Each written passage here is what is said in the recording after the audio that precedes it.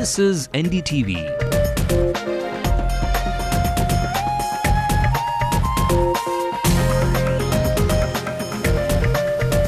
And you're watching NDTV Hindu.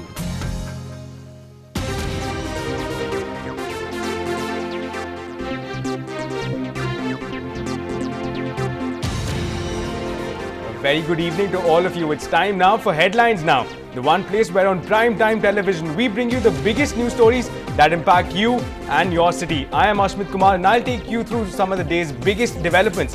A wife in Chennai files for divorce after she realizes after marriage that her husband is a homosexual. What kind of emotional stress did she undergo? What is the legality of her demands? What can she expect from the legal system? To answer these questions for us, we are now joined on the studio by an advocate, Mrs. Sudha Ramalingam. Also on the show, a college duo runs over a child and a woman, killing both. A gruesome incident, and our reporter Salim will help uncover the details. And finally, the CSK owner, N. Srinivasan, finds himself in a soup with the apex judicial body, raising an eyebrow about his position as the BCCI secretary. Sports reporter Sudarshan will shed some light on this developing story. But before that, we'll have a quick look at the headlines. 2 students allegedly drink and drive and then kill 2, but only charges of rash driving against them. Is that enough? Wife files a divorce case against her husband after she realizes that her husband is a homosexual. Choose either the BCCI or the Chennai Super Kings team. That's the Supreme Court suggestion to N. Srinivasan. Karnataka placed Santa for 70 lakh children sanctions, a healthier diet for 70,000 kids with eggs on offer 5 days a week. MDMK's Vaiko promises to sacrifice anything for Amma to get the AIADMK to rule the state in the upcoming assembly polls.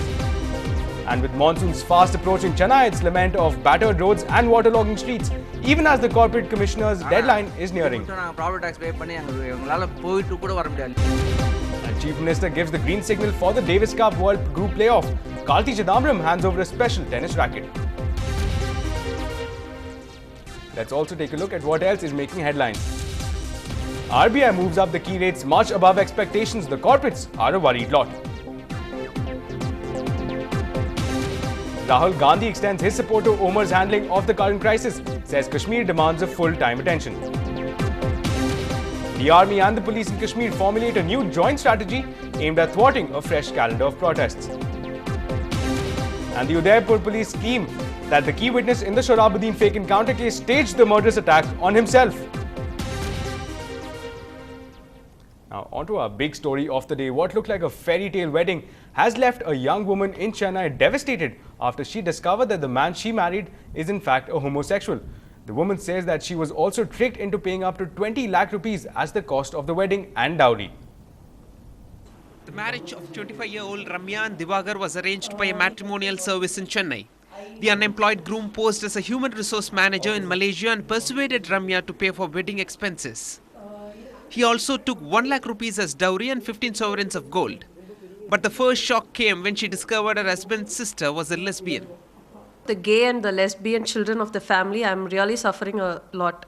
And I suffered also a lot.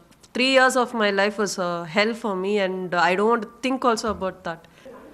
Hoping for a better life, Ramya moved to London with Divagar, but she was devastated when her husband's online chat messages revealed he was gay.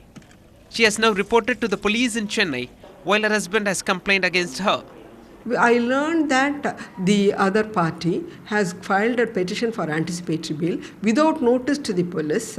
When there is no case registered, they have obtained an anticipatory bail, which is definitely not within the purview of law itself. This also shows how much of influence and money power they wield. Ramya says she is helpless as the police in Chennai have not made an FIR on her complaint, and she is now hoping to get justice from the courts. In Chennai, Salim for NDTV Hindu. Right, and for more on this story, we are now joined by an advocate, Ms. Sudha Ramalingam, who will be telling us, she will be shedding more light about what this case actually means and what legal options Ramya can look forward to at this point. And to start with first, a lot of emotional stress that Ramya had to undergo, as she mentioned there in the story, 3 years of hell as she quoted it. At this point, what are the crimes that her husband is liable for? See, her husband and the family per se are liable for offences under section 420, which would be cheating, 498A, which would be cruelty to the wife, and also 406, which is criminal breach of trust. The entire family, especially the father and his brothers, were all doctors who knew that this man was a gay and he was not willing for the marriage. According to them itself, during the course of inquiry before the police, they do accept all these things, and yet they were proceeded with the marriage. And after that also, they have taken this girl to a psychiatrist. They have not really made any efforts to ensure that the boy becomes all right and also consummates the marriage. He has also taken her all the way to UK on her, I mean, he went in as his as her dependent to UK, and there also he just leaves her off in the airport itself and he goes out to another place. The entire sequence of events will very clearly show that they have been criminal totally, and this complaint which has been filed, she has not moved for divorce. What she has moved is she has filed a petition, a complaint before the City Police Commissioner, which was handed over to the Assistant Commissioner Dowry Cell, and an inquiry was conducted, but till date nothing has come through. The FIR, the first information report itself, has not been registered till date. Right. So that's another aspect of the discussion here at this point. Now, to focus on more of the legal aspect at this point, now you pointed out that she has not moved for dowry, which we discussed before prior to the show. That would be an easy option at this point, and the drive now is to actually get the culprits to the book. Now, in doing that, what are the legal options that Ramya has been equipped with the legal system? See, the entire thing is at the fall of the hat in any matrimonial problems, it's a very easy thing to accuse a person or the other party of having committed offences under the Dowry Prohibition Act.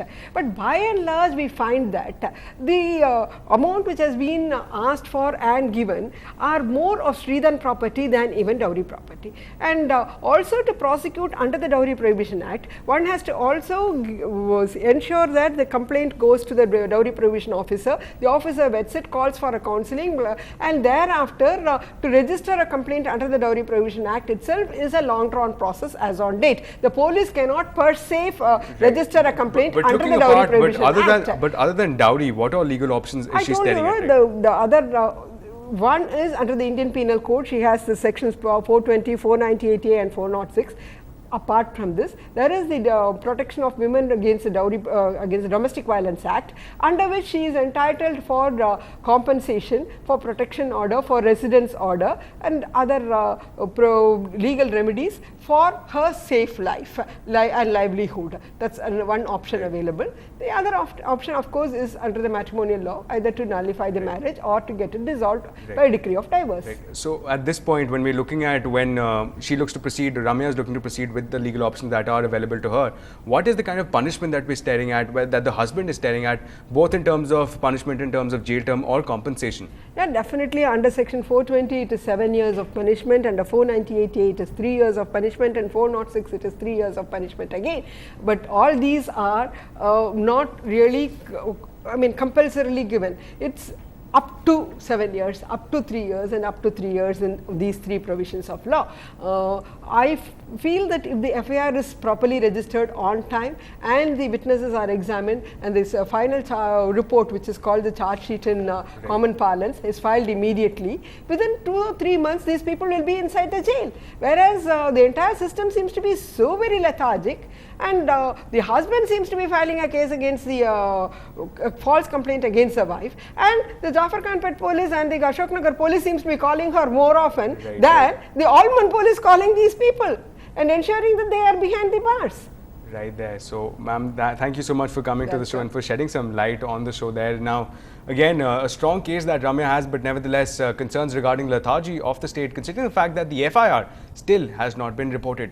And moving on now, the city police have slapped charges of causing death by negligence on the college students who drove the car at a speed of 90 kilometers an hour, lost control as they hit the median and ran over a pavement, killing 2 people. What's shocking is that even if convicted, the accused will be sentenced under the Indian Penal Code to a maximum of only 2 years rigorous imprisonment. The 2 dead were a 13-year-old woman and a 58-year-old woman.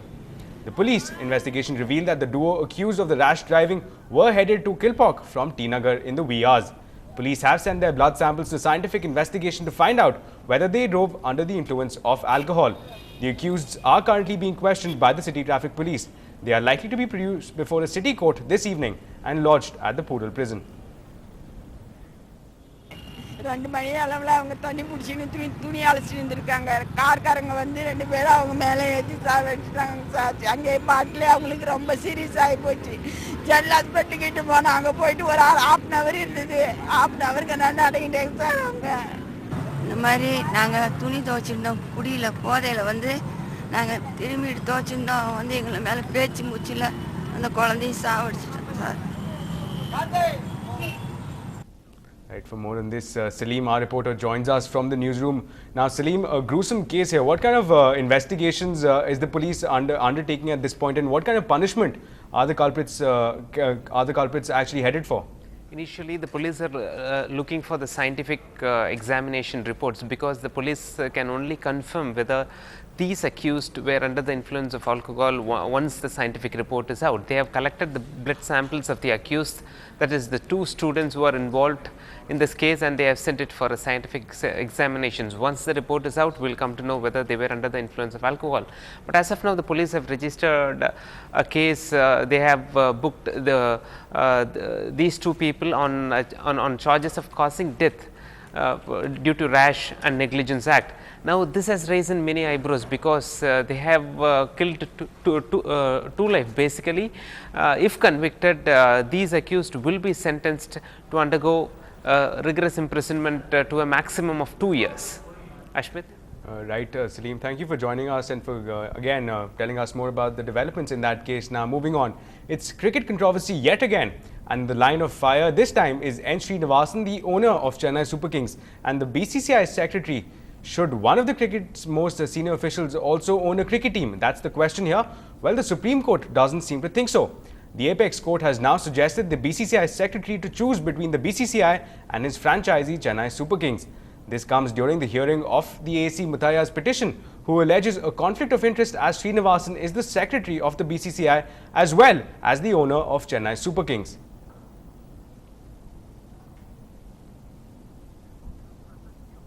Now, to talk more about the legal developments, we are now joined by our sports reporter Sudarshan.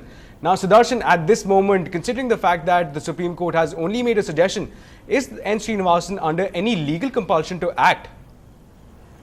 Well, Ashmit, if at this point of time, if we talk about illegality, we can't say that it's illegal activities or it's illegal to hold 2 posts at the same time. Because earlier also, like if you can talk about the Jagmohan Dalmia, who was the president of the BCCI, as well as at the same time he was holding the post for his own company in the West Bengal. So like we can't say that it's illegal, and at the same time like we have to think, or we have to take that, because we have to see that even Supreme Court has suggested, they didn't order BCCI Secretary Mr. N. Srinivasan to resign from one of the posts. So in the future, we need to see that what's the next action or what's the next step being taken by the N. Srinivasan. Ashmit. Now, Sudarshan, to see it in the context of the fact that the Supreme Court has taken notice of the issue, to have made a suggestion here, and also consider the application, the petition rather, of SP Muthiah at this point, is there really some credibility to the allegations of the petitioner, where he claims that there is a contention, there is a conflict of interests between the 2 positions that N. Srinivasan holds? Yeah, as you have clearly mentioned, it's conflict of interest, as everyone has been asking. Even Mr. AC Muthiah has been asking this question for long, that yeah, Mr. Srinivasan should resign from one of the posts. Only reason is conflict of the interest, because he has been holding the 2 posts. So like there is question, everyone is asking that, like suppose that if he's the owner of the CSK, or he's the owner of he's the BCCI secretary at the same time, so some decisions taken by him can go in favor of Chennai Super Kings. Ashmit.